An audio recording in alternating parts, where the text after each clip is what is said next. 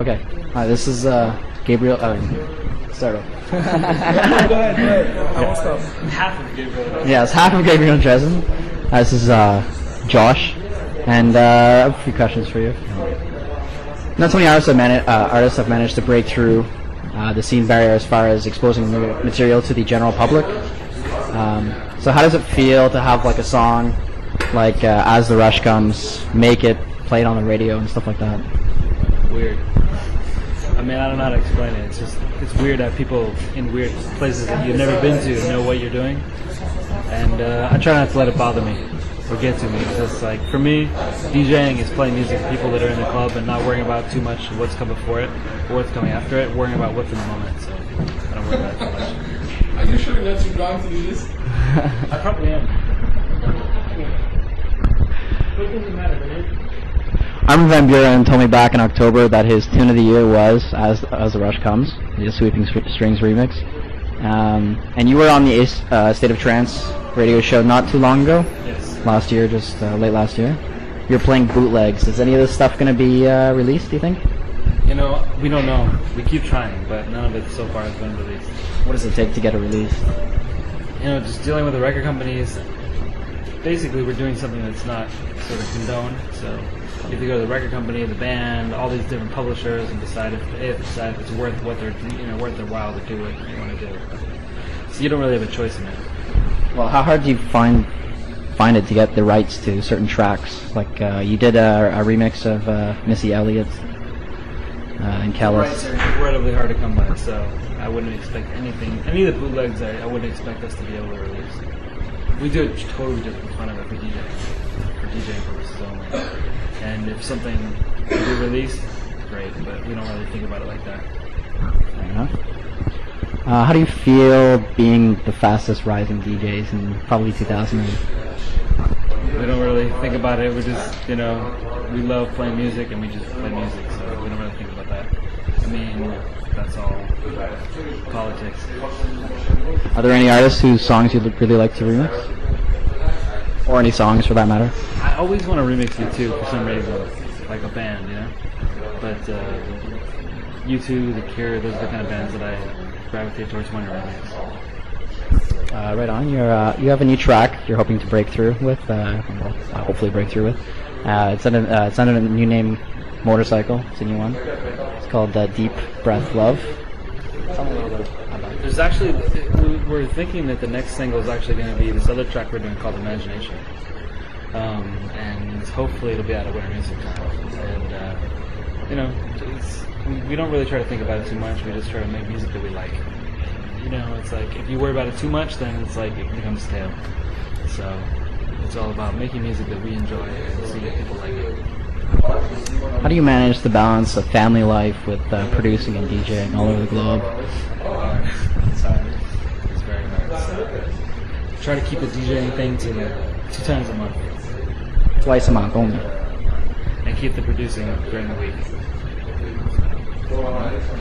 Who influenced you guys? Well, maybe you can speak for Dave as well. I don't know. Dave definitely has influences in like Depeche Mode and Duran Duran, as do I, but also James Holden, various sort of cutting edge producers today. So just a lot of people. There's a lot of good music being made. Every time I hear new stuff that I really dig, I'm super impressed. So. In fact, I just heard a new track today that I played tonight. What's his name? Preach. Yeah, Preach. I can't even remember the name of the track, like Evolution or I can't remember the name. But what was the name of the track I just played tonight? What was the name of that Preach track I played tonight? It's Expedition. Fucking awesome track. So it's like you never know when the next track they're gonna come across happens. So we just play good music and hope that good music comes our way.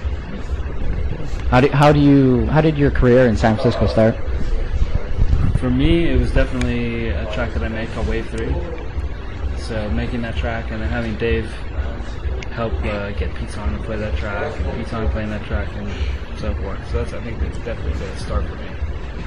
You mentioned that you like to play alone sometimes, and I guess tonight was the case because Dave didn't make it. But what are your opinions on tag teaming? Well, it's definitely, when we play as Gabriel and Dresden, we have a very, we both bring different things to the table. So when you hear us DJ, Dave brings what he brings and I bring what I bring. And so tonight you sort of got to hear the one-sided story. So as you noticed, there weren't really much vocals played. I tend to lean towards more instrumental tracks. Dave leans towards more vocal tracks. And so when we play together, it's a balance. But when I play, I guess it's one-sided towards instrumentals and techno.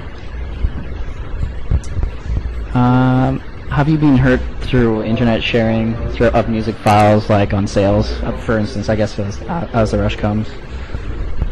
I don't know. I don't really worry about that shit because the internet stuff is going to happen whether you worry about it or not. So there's really no sense in worrying about it. Do you think it's essential for people to be able to download music?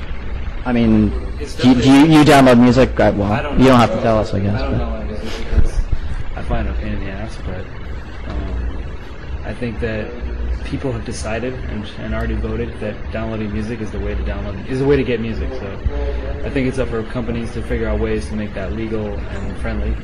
But it's definitely people want to download music, so there's really no denying that. So I don't really have any problems with it. What do you do to relax, other than play gigs around the world? Cook. Yeah. What do you like to cook? What style? Italian, French food. Just it keeps me focused on something other than music. And what do you like to do in your free time, other than cooking? Just I don't know, relaxing, going and taking adventures, hiking, whatever. Just outside of the studio, things that help get me more tan than the screen. You produced a track recently, and it has the heartbeat of your son in it. Yeah. A lot of people are, a lot of people are interested in this track. Tell me a little bit about how you, I guess, came up with the idea for this. Just when Rowan, my baby, was when Christy was pregnant, we had one of these little things that you could record the heartbeat with, and so we recorded the heartbeat and used it as the basis of the track. And that's basically it. So hopefully it'll be released soon. It's pretty awesome. So, what do you think of Aria nightclub? Fucking awesome. The vibe is so very honest and true. It's very cool. So I can't wait to come back. What do you like most about Aria? I don't know. It seems like people were up for it, whatever you were playing. So that's very refreshing. And it didn't feel like there was pressure to play anything specific. It was just have a good time and people had a good time. So that was good. Excellent. So, can we expect to maybe have you back? Absolutely. Cool.